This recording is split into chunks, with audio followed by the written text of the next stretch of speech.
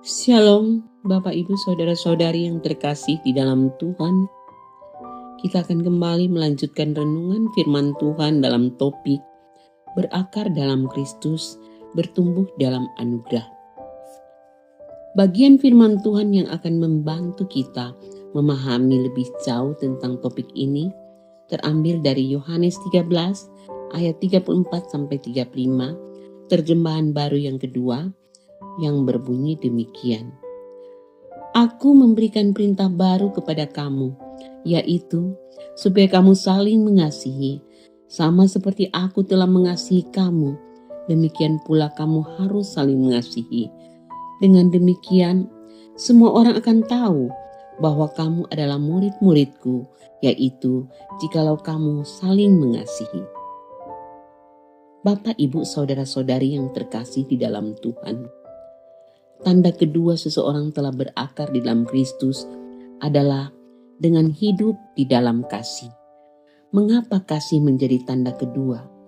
Karena Yesus sendiri mengajarkan bahwa sebagai orang yang menerima anugerah Allah, kasih kepada Tuhan dan kasih kepada sesama adalah perintah yang tidak boleh diabaikan.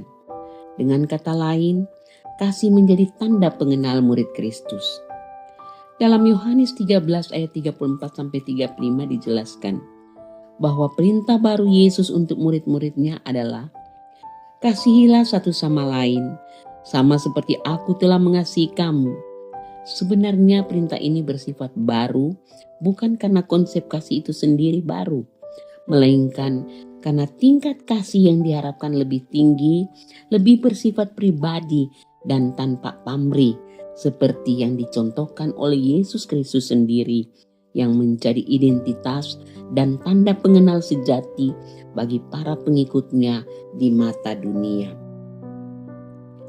Bagian ini dimulai dengan perkataan Yesus, "Aku memberikan perintah baru kepada kamu."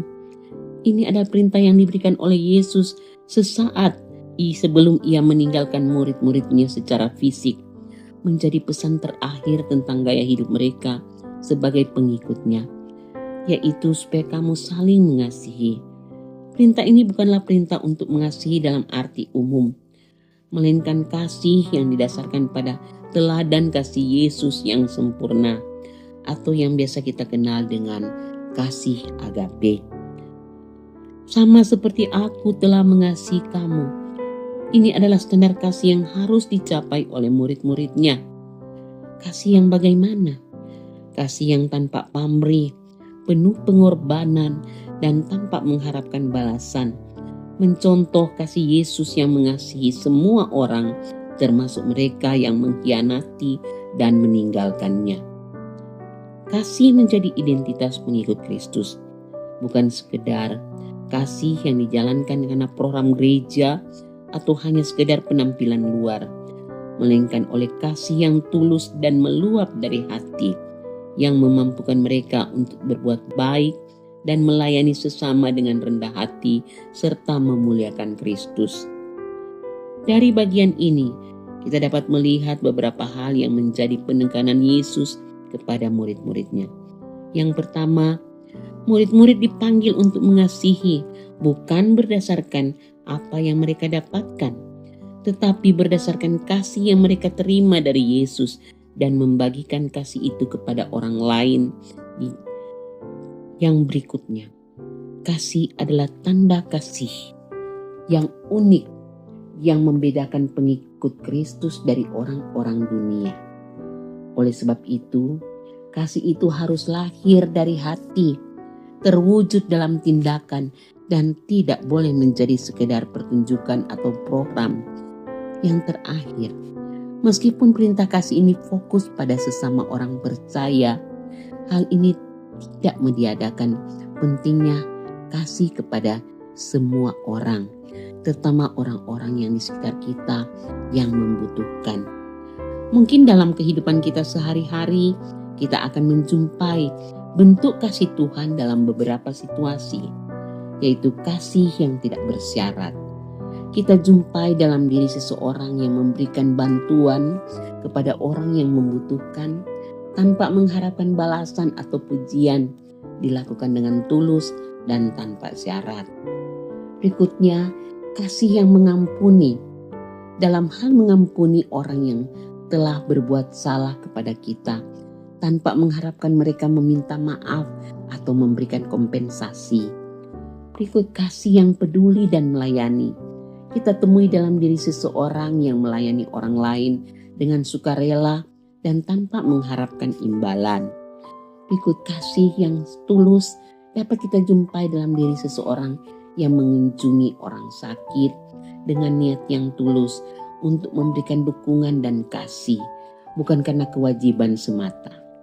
Berikutnya kasih yang sabar. Dapat kita jumpai dalam pasangan suami istri yang dengan sabar menghadapi, menyelesaikan tantangan dalam pernikahan, menunjukkan kasih yang sabar dan berkomitmen. Dan masih banyak contoh kasih yang tidak bersyarat lainnya.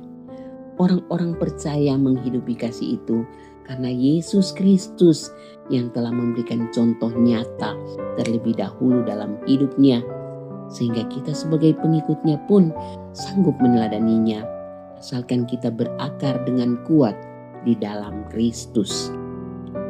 Pertanyaan untuk kita renungkan bersama. Apa arti perintah baru dalam konteks kehidupan kita? Bagaimana kita dapat mengasihi orang lain seperti Yesus mengasihi kita?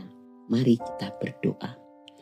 Allah Bapa yang Maha Kasih, kami bersyukur karena Engkau telah memberikan perintah baru kepada kami.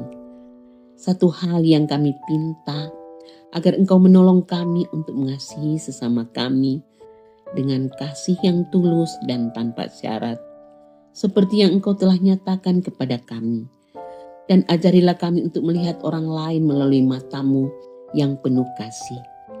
Tolonglah kami untuk menjadi saluran kasih-Mu kepada dunia ini, agar orang lain dapat melihat Kristus dalam diri kami dan memuliakan Engkau.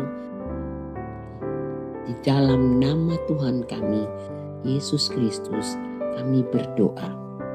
Amin. Demikianlah renungan kita bersama pada hari ini.